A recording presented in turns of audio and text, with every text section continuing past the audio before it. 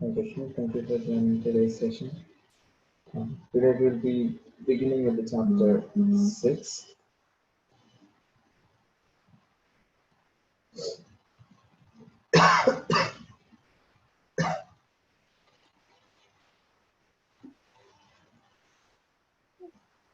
Earlier we saw how in chapter 5 the creation process was described.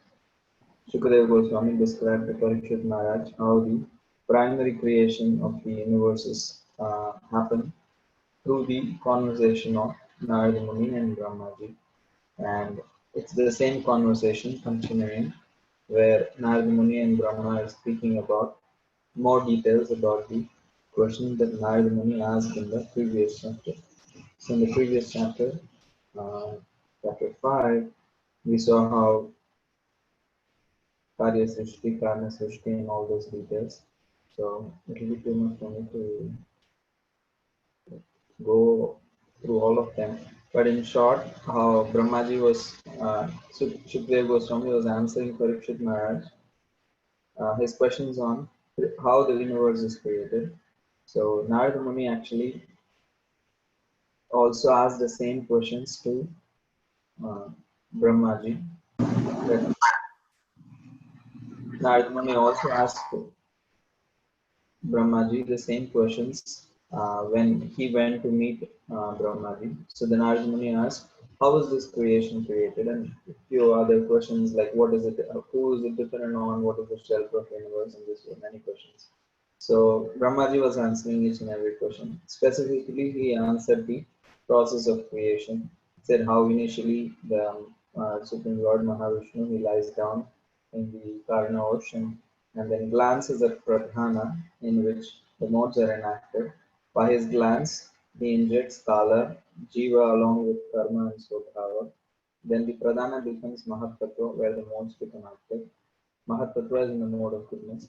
But when the mode of passion becomes predominant, then the Mahatattva becomes Sutra Tattva, and the Sutra Tattva turns into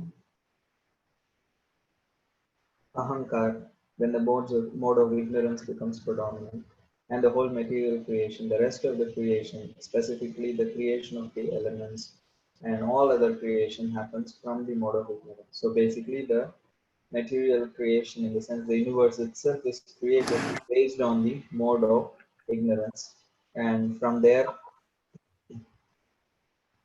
different kinds of different kinds of that with from the mode of ignorance again comes three modes: the material mode of goodness, passion, and ignorance. That means like the mode of ignorance is not the ahankar is not purely mode of ignorance. It has certain aspect of goodness, little passion, but predominantly in the mode of ignorance. So from the goodness which is there comes the devatas in the mind. From the passion comes intelligence and the sense organs, and from the ignorance comes the elements like air, ether, water, and all these different kinds of all the elements, all of them come from the mode of ignorance. So in this way, the universes go through creation of the elements, and then the Supreme Lord enters and then combines all the elements, and in this way, Garbhodakshaya Vishnu enters into the universe. So now, so until then, Brahmaji had described these details in the previous chapter. Now he is going to give more detailed answers for some of the questions that Narad Muni had asked. So Narad Muni had asked, what are the ingredients? Like, what are the source of the ingredients for the universal creation? And so Brahmaji is going to continue to explain those details. So the chapter 6, it is named the Purusha Sutta, confirmed because in the Vedic literature, specifically Rig Veda, this famous Purusha Sutta is there. So in the Vedic culture, for all sacrifices and all auspicious events, the Brahmanas always uh, chant Purusha Sutta, Shri Sutta, and all these kind of different suttams. And that Purusha Sutta is very famous, and it's recited by everybody. But the problem in the Rig Veda's version is it doesn't say who is that Purusha. It glorifies the Purusha, but there is no clarity who is that Purusha. So different people say that Purusha is a different person. But here, Bhagavatam uses almost similar lines which matches the Purusha Sutta. A lot of lines in this chapter matches exactly the Purusha Sutta. And then Brahmaji explains that Purusha is actually Vishnu. So in this way, that is why Prabhupada is naming this chapter Purusha Sutta confirmed. That Bhagavatam is confirming that Purusha Sutta is referring to Lord Vishnu. That's a side detail. So Brahmaji answers the questions uh, of Narada Muni, specifically the question 6, which is in Sanskrit, he says, Yacha, means the Lord who is the material and effective cause of this universe. That was the question 6. So Brahmaji explains from 1 to 17 verses how the Supreme Lord Narayan is the material and the effective cause of the universe. And then he also speaks about don't think the Supreme Lord is just the cause of the material universe, but he is also cause of the spiritual creation. And he says how the material creation is just 1/3, but this 1/4, the spiritual creation is the 3/4 of the creation. Ekapad and Tripad Vibhuti. And then he also explains how, by his personal experience, that Garbhodakshay Vishnu is the cause of all the ingredients, as a source of all the ingredients that is existing in the material universe. And then he also answers who is the shelter of the universe and on whom the universe is dependent upon. And he also later describes about how is it possible to know the Supreme Lord properly. And And he also goes on to explain the glories of Mahavishnu, how he is the creator, maintainer, and destroyer. So in this way, he answers all the questions of Narada Muni in chapter 5 and 6, basically explaining the process of creation and showing that the Supreme Lord is the source of the creation, is the in terms of material and effective causes, as well as he is the shelter of the creation or the universe. So in this way, we will see the details of this chapter. So here, 1 to 17, Brahmaji is going to answer the sixth question of Narada Muni. What is the universe composed of? Or what are the ingredients of this universe? So the universe is composed of both. It's composed of ingredients, but somebody has to put the ingredients together to make it work. So that is why there is, say for example, a pot is there. It's not just the pot is made of mud. It is also made with the energy of a potter. There is a process which is involved, a person is involved, some energy is involved in the creation. So there is both material and the effective cause of the universe. And Brahmaji explains how Lord is both. And from 1 to 16 verses, he explains how the Garbhodakshay Vishnu's limbs, various limbs, provides the ingredients for the universe. And he says that in this way, Garbhodakshay Vishnu is the material cause of the universe. He explains how the everything comes from the Supreme Lord. He explains how the Lord's subtle sense organ, say for example, the Lord's tongue, is the source of taste and the element water, because water is the element which distinctly possesses the uh, aspect of taste in the five elements. So the Lord's tongue gives a rise to taste and water, and from the Lord's means the gross sense organ comes the Devata and the subtle sense organ of the Virat Rupa and the Jiva. Say for example, this Virat Rupa also manifests from Garbhodakshay Vishnu. The Virat Rupa's tongue and the Jivas and the living entities subtle sense organ of speech or taste, all that manifests from the Supreme Lord. So in this way, he explains each and every aspect of the material ingredients that we experience in our own bodies and in the universe. All of them manifest from the Garbhodakshay Vishnu. From Garbhodakshay Vishnu manifests Virat Rupa, and from Virat Rupa, uh, the Jivas. So in this way, he shows how the Supreme Lord or the Garbhodakshay Vishnu is the source of all the material ingredients. And he also says, don't just think that the Lord is the cause of material ingredients, but he is the effective cause of the universe because he energizes the universe from inside and outside.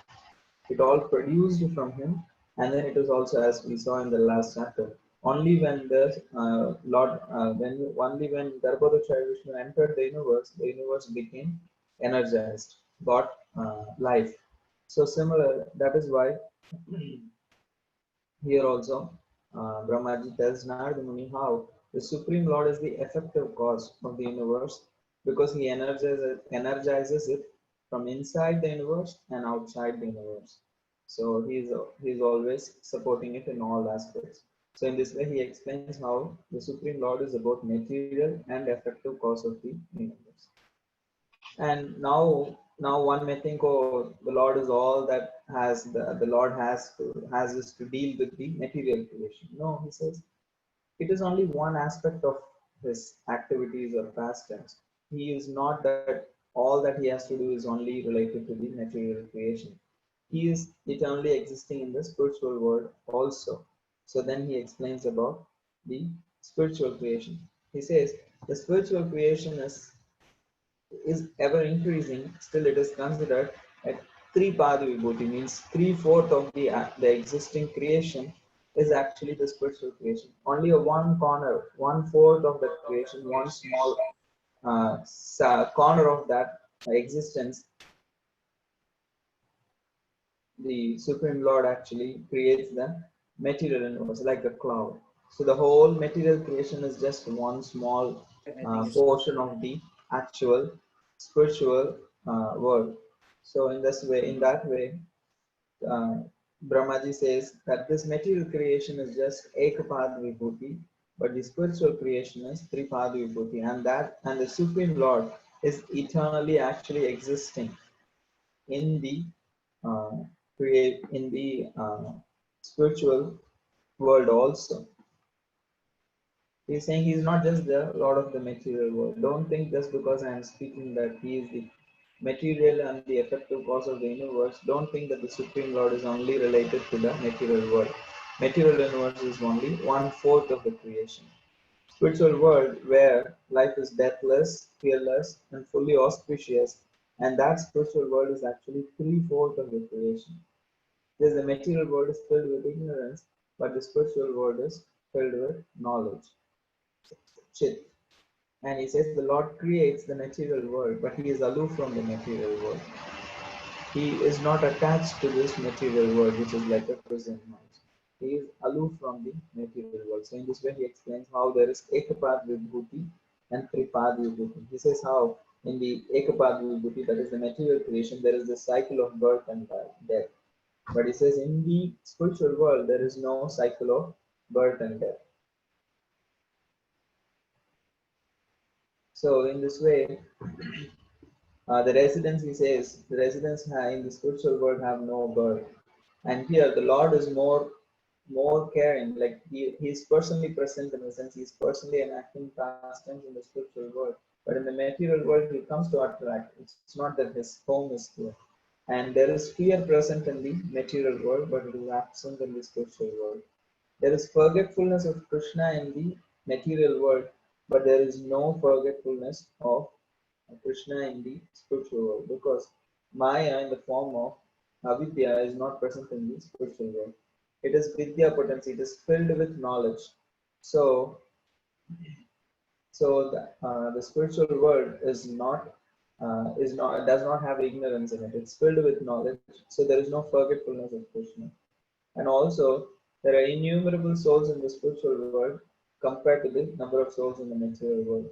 And Brahmaji also says, as because of the Sandhini manifestation, the material world is just 1/4, but it's the 3/4 is the spiritual world. And he says the Satchidananda experience that one can have in the material world in general is very meager.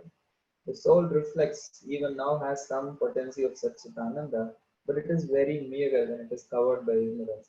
But it can fully experience the Satchitananda potency in the spiritual world. So in this way he compares Ekapad Vibhuti, that is the material world, and the Tripad Vibhuti, the spiritual world. So now that Brahmaji explained how the Lord is the material and effective cause of the creation, and also now he explained how Ekpada and Tripada Vibhuti, and then he goes on to explain from his personal experience that how Sarvodak Shai Vishnu is the source of all the ingredients in this material world. So he's going to give his personal experience from the verses 23 to 30 of this chapter. He says how when he appeared from the lotus, which appeared from the Lord's navel, Garbhodak Shai Vishnu's navel, he could not see any ingredients for performing sacrifice. So all he could see was only the limbs of the Supreme Lord.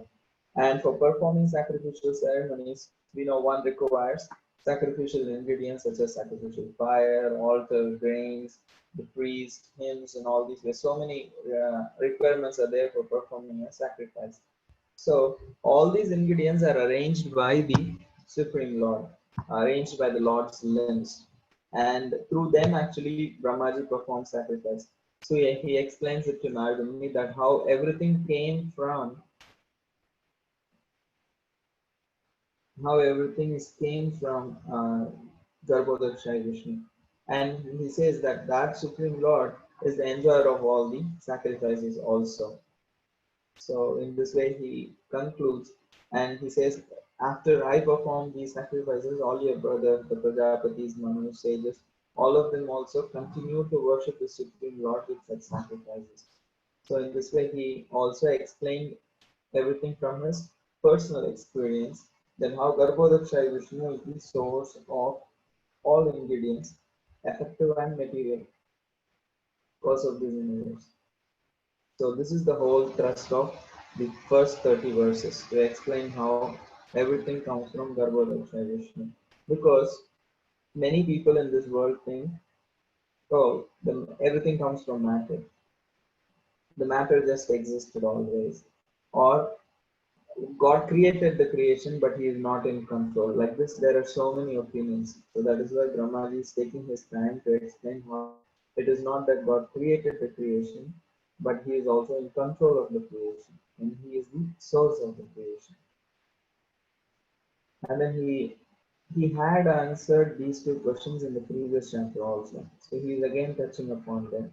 He says, Yadavishtanam, that who is the shelter of the universe. So he explains the Supreme Lord.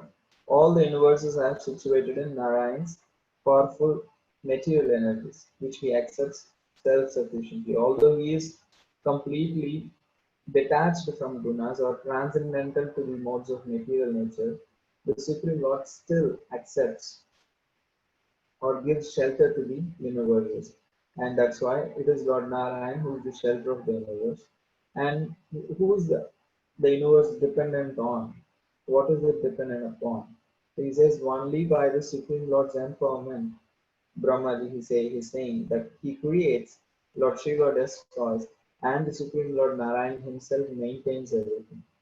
He says, so everything is dependent upon him. Creation, maintenance, and destruction, everything is happening by his empowerment. So basically everything is dependent on the Supreme Lord. And in this way he concludes to Narada Muni that thus I have answered all your questions, Narada Muni. So please understand that I am not the Supreme Lord or the origin of the material universe that you are seeing here. It's Supreme Lord Narayan from whom I derive. And I derive my power and I create what he has already created. I recreate what he has created. So in this way, Brahmaji concludes his talk and he goes on to explain that how it's not possible to completely know the Lord. Just because every one of us want to understand so many things about the Supreme Lord, we can try. But nobody can completely know the Supreme Lord. And he says, because I hold the Supreme Lord in my heart and I clasp his the lotus feet with my hands tightly, my words never become false. Still, even I cannot understand the Lord fully. Although I am in the disciplic succession filled with austerities, I perform so many penances and austerities, and I am worshipped by great people like Prajapatis, and I am expert in mystic powers, and I am self-realized. Still, I cannot completely understand the Lord. So he says, what to speak of me? Even the Lord cannot fully understand his own limits because he is constantly expanding. His glory is constantly expanding. So in this way he says, it's me, Lord Brahma or Lord Shiva, or even Narada Muni, you, we cannot ascertain the limits of spiritual happiness. Then what to speak of other lower demigods? Demigods are all lower to us. So even if we cannot fathom the limits of spiritual happiness, so what to speak of the demigods? But he says, but that should not deter us. Still, let us glorify his activities, even though we cannot fully understand him.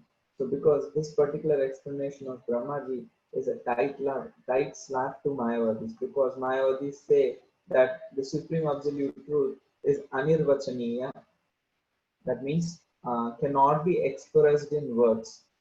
So they say Brahman is anirvachaniya, cannot be explained in words.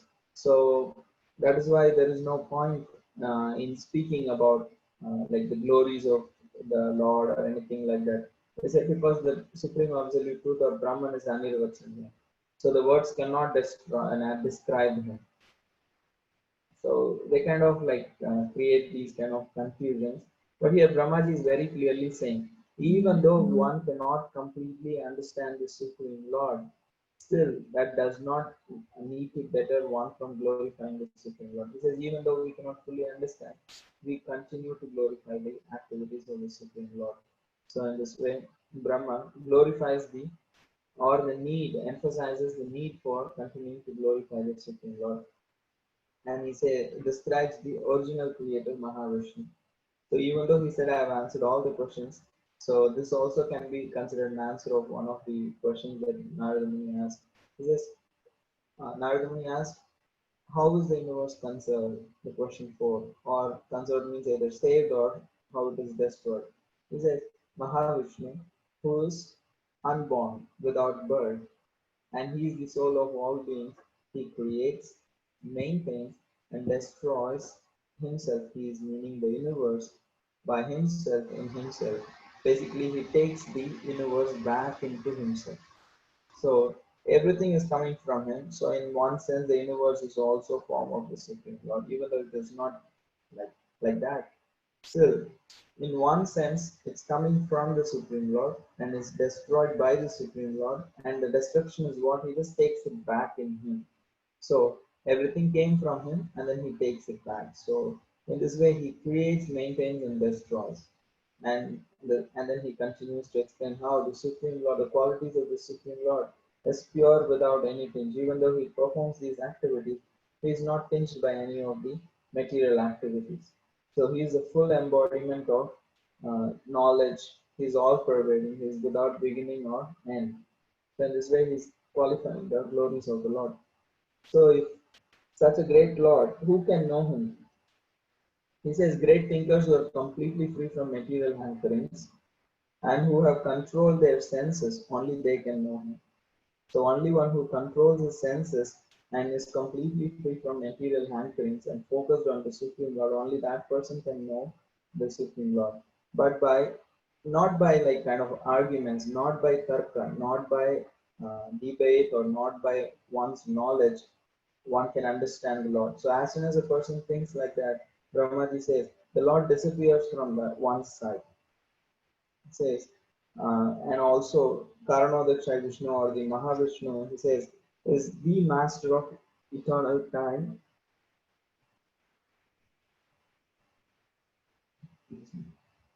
He is the master of eternal time, space, cause and effects, mind, elements, ego. So in this way, he is the master of everything. He is the creator of everything.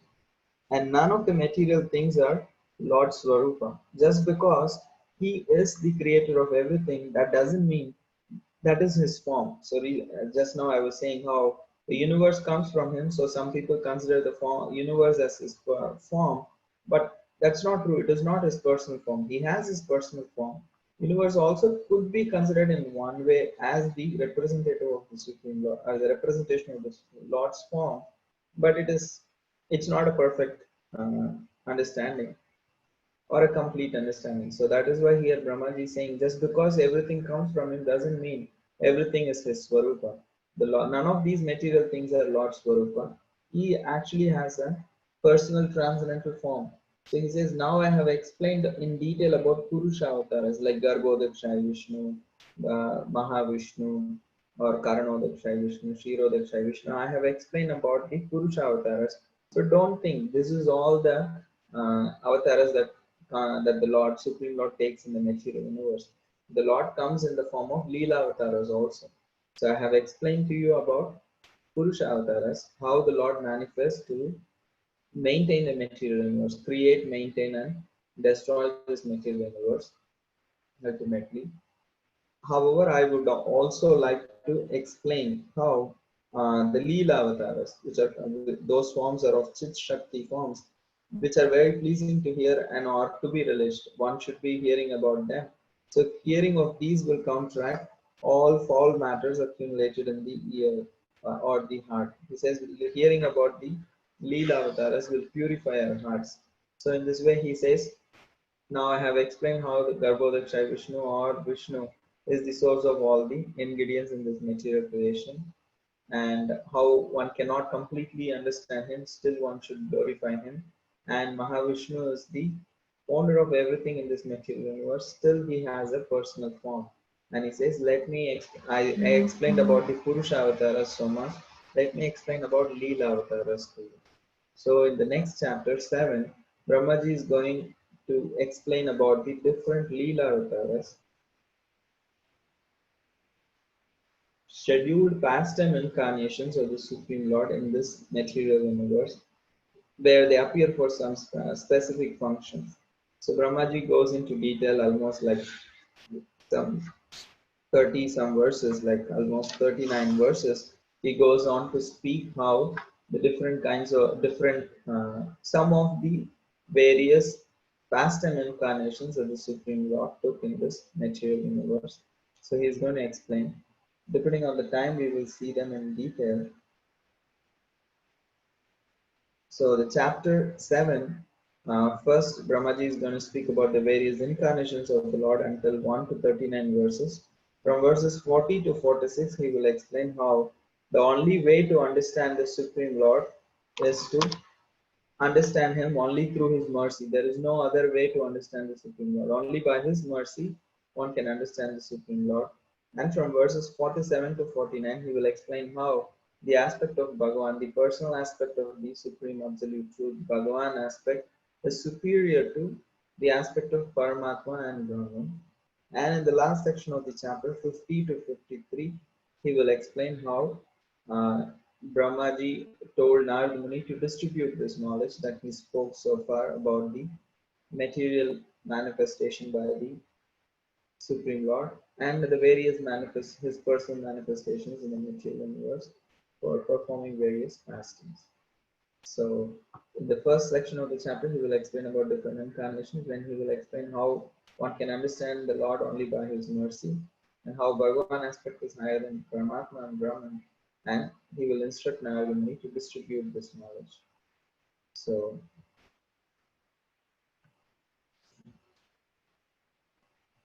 the Supreme Lord appears in various forms like Varaha, Kapila Dev, Dattatreya, four Kumaras, Naranarayan Rishi, Vishnigarbha, Prithu Maharaj, Rishabhadev, or Hayagriva, Matsya, Kurma, Narsimha, Varaha, Hari, or Hari is one who appeared when Gajendra was calling for the Supreme Lord. Vamanadev, Hamsa Avatar, who appeared to the four Kumaras to speak more about various questions that they had. Manvantara Avataras, there are so many Manvantara Avataras that happen in each Manvantara. And Dhanvantari, who appeared in the ocean of milk to give the pot of nectar. Parashuram, because he appeared to kill the puffed up Kshatriyas. Ramachandra, that Lord Sri Ramachandra Murthy, who appeared in the Treta Yuga as a son of Dashrath Maharaj, to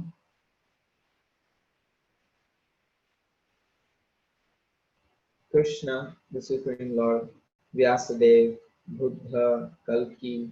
So in this way, so many different incarnations the Supreme Lord takes in this universe.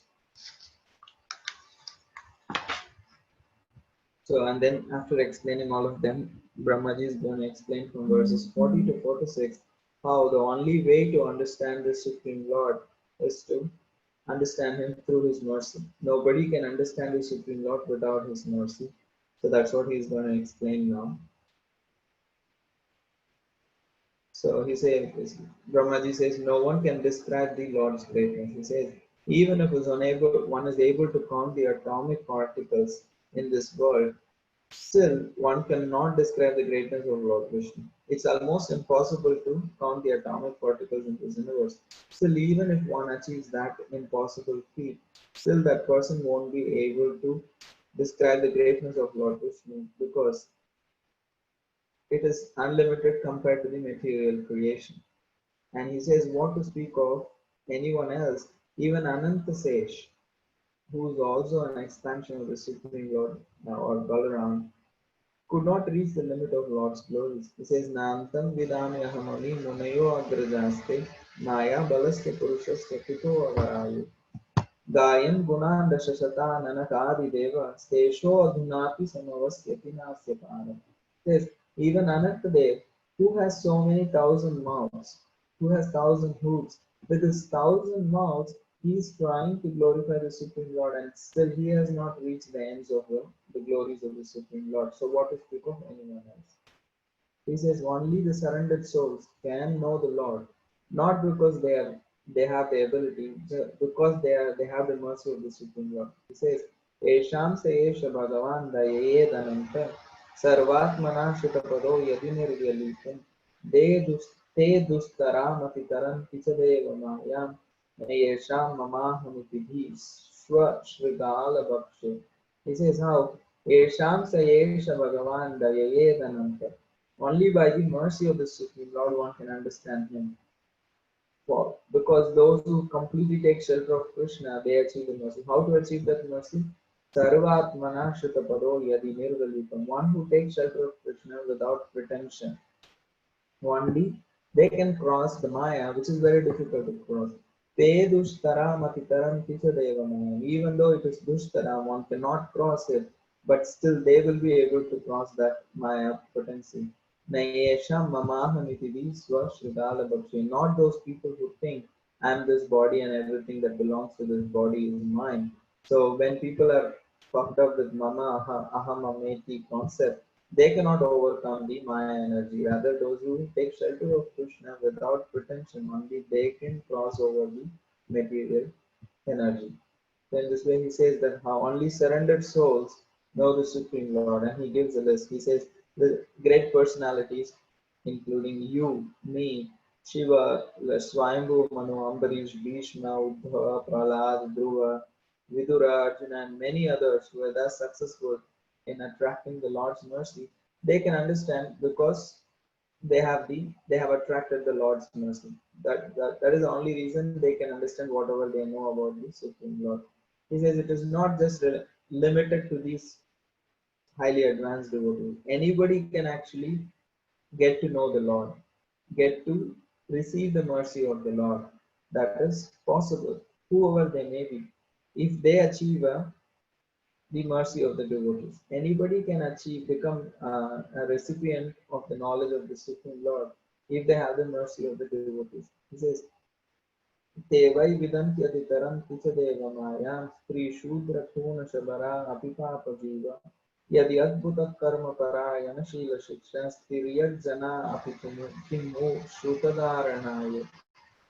Just by hearing from the devotees and by achieving the mercy of the devotees, anybody can actually understand the Supreme Lord. It is not limited to great personalities like Brahma, Narada, Shiva. All living entities, even though they are very insignificant, covered by material ignorance, they can develop the ability to know the Supreme Lord by the mercy of devotees. And then he goes on to explain how Bhagavan is superior to Paramatma and Brahman aspects. He says that the absolute truth has three aspects. One, he explains how Paramatma, he is eternally peaceful. The Lord Supreme Lord as Paramatma is eternally peaceful. Shashwat Prashantam, he is fearless, Abhayam, Shuddham, Pratibodha Matram, he bestows knowledge to the living entity. And he is equal to all. He is completely equal to all. He is equal. and he explains the qualities of Brahman. He says Brahman is full of actually happiness in that in one sense. It's Brahmananda it is called as. It is free from grief and it is indescribable by words. And he says it is the formless aspect of the Supreme Lord. And then he says Maya, when he's trying to explain the Bhagavan aspect, he says Maya being ashamed cannot stand before the Lord. His Swarupa is inexpressible by words, although sometimes described by comparing it to visible objects so that his devotees can meditate on him. So we may say the Supreme Lord's eyes are like the lotus petals, or his hands are like the lotus buds, or we may say how he is dressed beautifully, and his lips are like bimba fruit. And in this way, we may compare the beautiful bodily parts of the Supreme Lord to various natural aspects that we know, so that we can actually easily meditate on the Supreme Lord.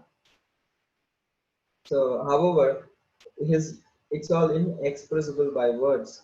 The above qualities of Brahman are seen more abundantly in Brahman. He says Brahman has some aspects of happiness.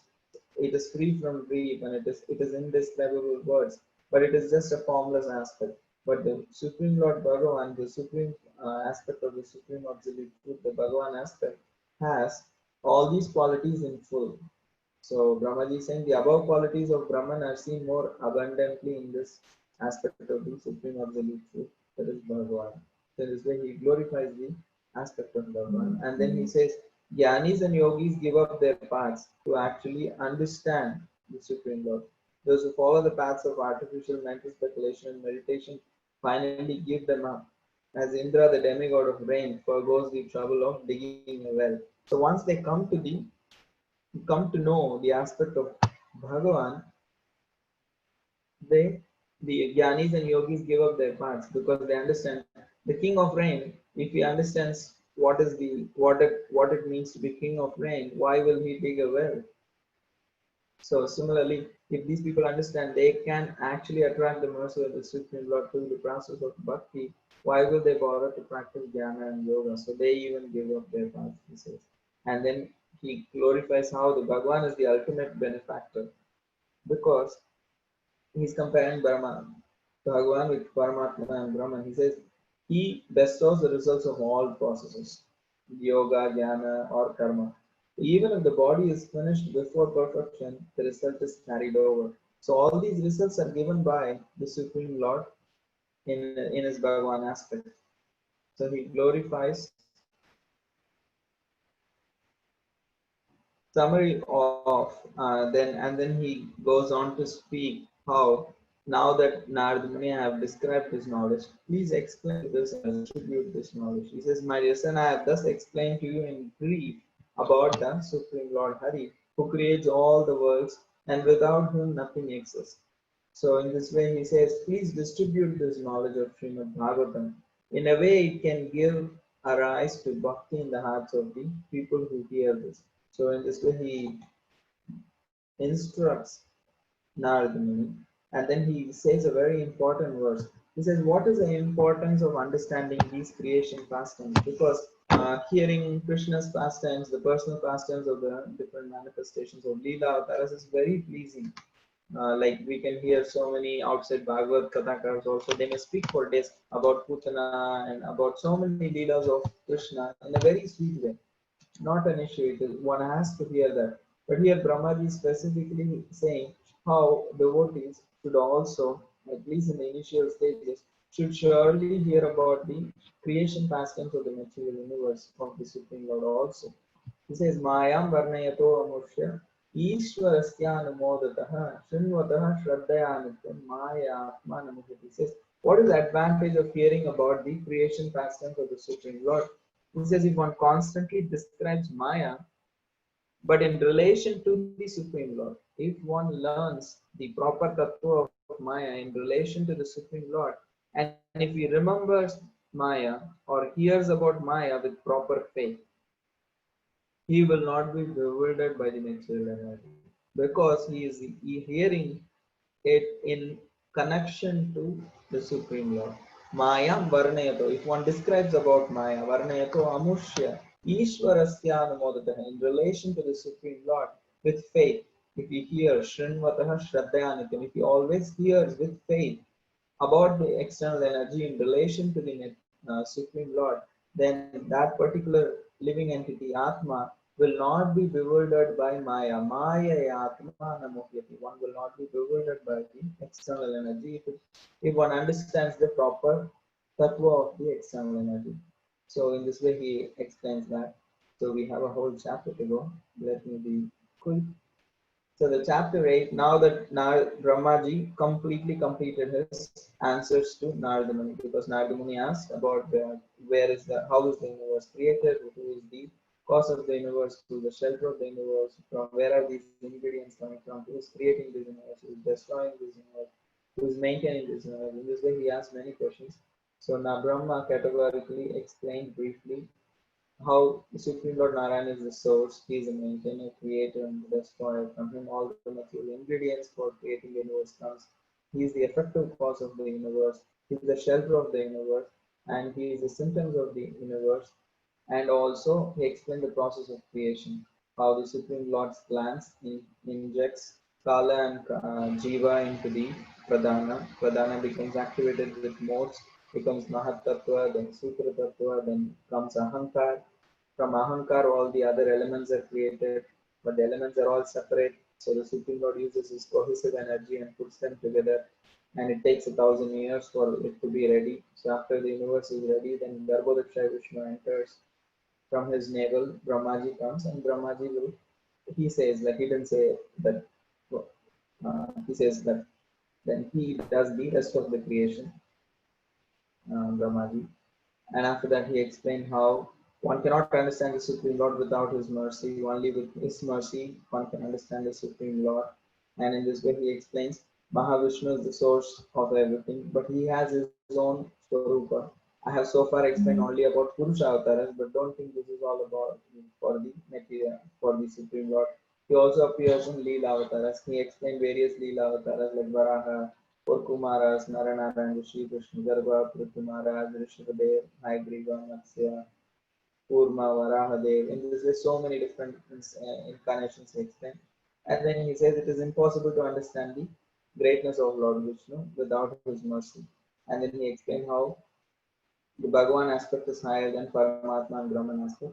And finally, he instructed Narada Muni, now that I have spoken to you briefly about all these things, please disseminate this knowledge of Srimad Bhagavatam in a way it can give a rise to bhakti in the hearts of the hearers. And he says, what is the importance of hearing about the pastimes of creation? Because one who hears about the pastimes of creation in relation to the Supreme Lord, about the external energy regularly, then that person will not be bewildered by the external energy. So this is the falsity of this section. So in chapter 8, now that Parikshit Maharaj, whatever questions he asked, Shukadev Goswami answered more than what he asked through the conversation of Brahma and Narada. So Parikshit Maharaj is eager to know more, so he's going to ask more questions. And before that, he's going to inspire Shukadev Goswami to speak more because he has a couple of more days to live, so he wants to hear more.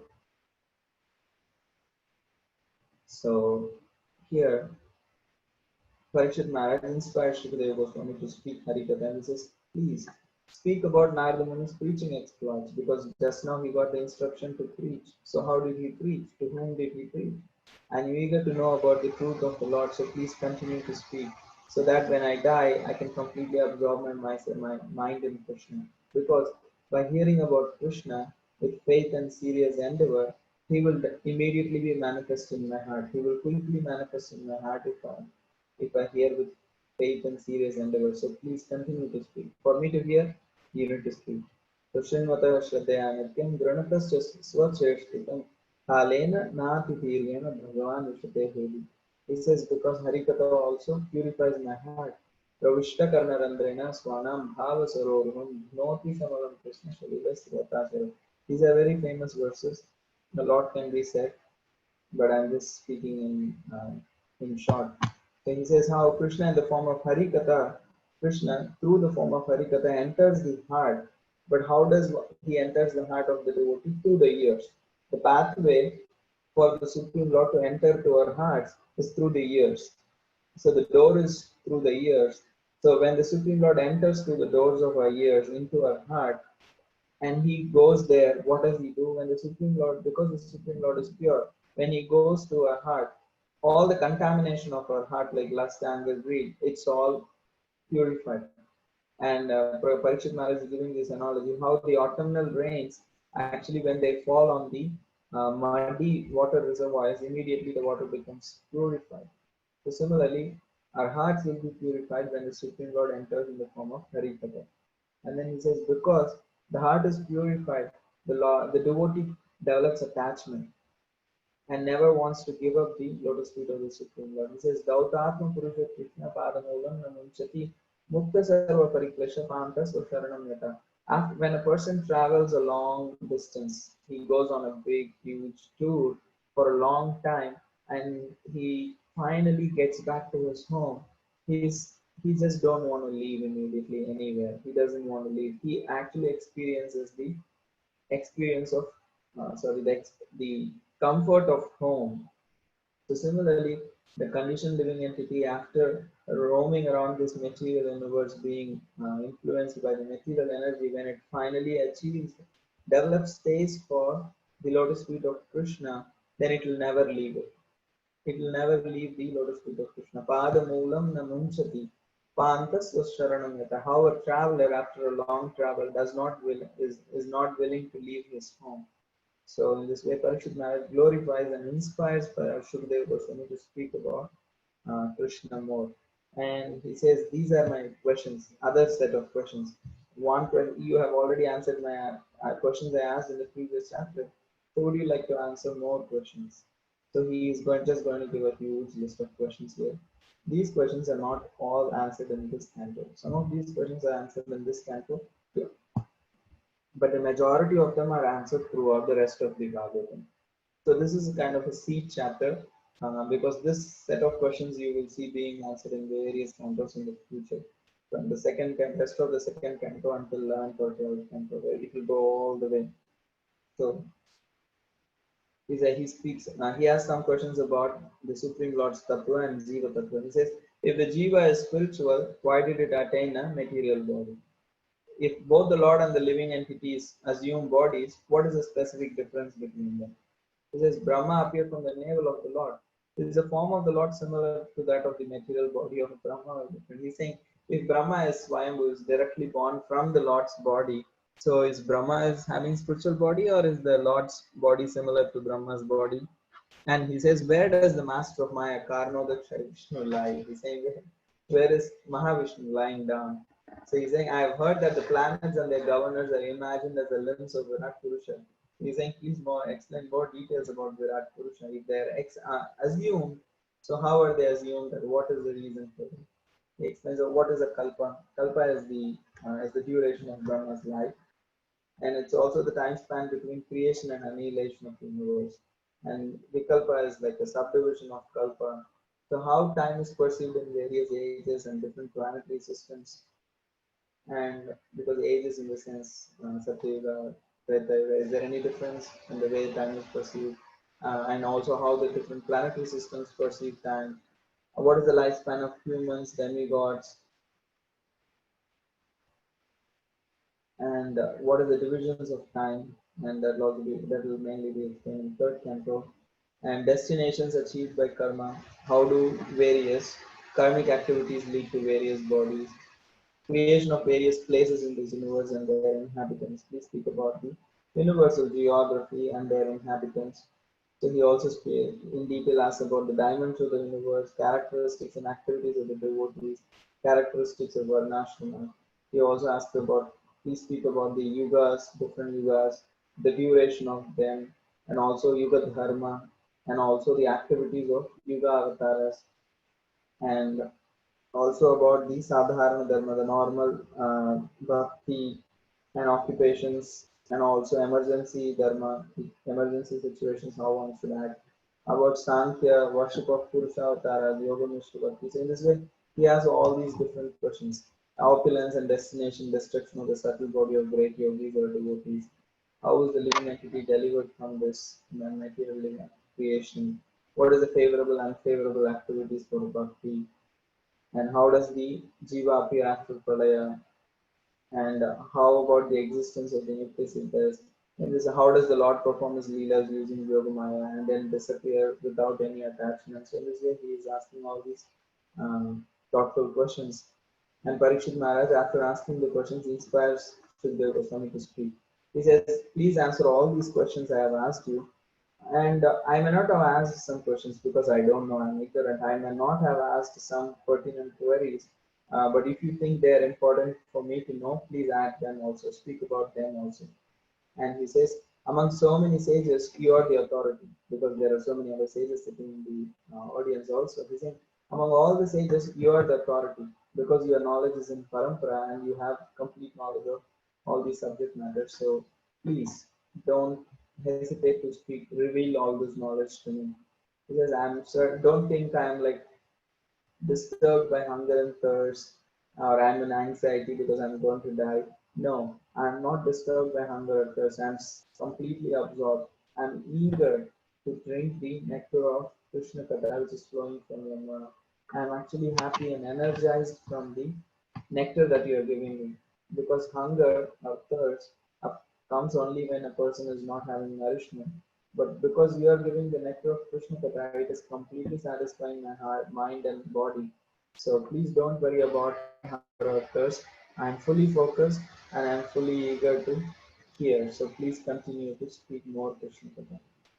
So in this way, Suta Goswami then concludes saying that Shukadeva Goswami was very pleased with how Parikshit Maharaj asked various thoughtful questions, and his mood and his eagerness to hear, and how thoughtful he is listening to, in spite of just having less time to live and not eating or not sleeping. We all can understand, like having less sleep one day kind of puts us off the balance. But here, Parikshit Maharaj wasn't here like eating or sleeping, and still he was fully focused, attentive, and even more eager to hear. So that is why Sukadeva Goswami is very pleased with Parikshit Maharaj. So Sukadeva Goswami says, because he is very pleased, he continues to speak Srimad Bhagavatam, which was first spoken by the Lord Brahma in the first kalpa. And he says Shukadeva Goswami prepared himself to describe all the king had inquired about. So that will happen in the next, next from the next chapter. Parikshit Maharaj, what are questions Parikshit Maharaj asked, Shukadeva Goswami will begin to answer. So we will see next chapter what Parikshit Maharaj, Shukadeva Goswami is choosing to speak first. So in short, today we saw how Brahmaji continued the conversation of uh, with Narada Muni to explain the creation of the universe, and then he also spoke about the pastimes and incarnations of the Supreme Lord. And and in this way, Shukadeva Goswami answered all the questions of Parikshit Maharaj related to creation of the universe through the conversation of Brahma and Narada. So Parikshit Maharaj asked, put forward more questions in the chapter 8, and Shukdev Goswami will begin to answer some of those questions from chapter 9 in Canto 2. So we will see that next week. So next week will be the last session, which will be like Canto 9 and sorry, chapters 9 and 10. So with that, we will be concluding the second canto. So next week will be like March 11th. So next week will be the last session. So next Tuesday, that is going to be March 10th, will be the last session. So if and then if one more, if I'm like still I'm planning to go to India. So if I'm still around, we can have one session for revision of the whole canto, overview of the whole canto, and also some questions if we all have. So thank you all for joining today's class.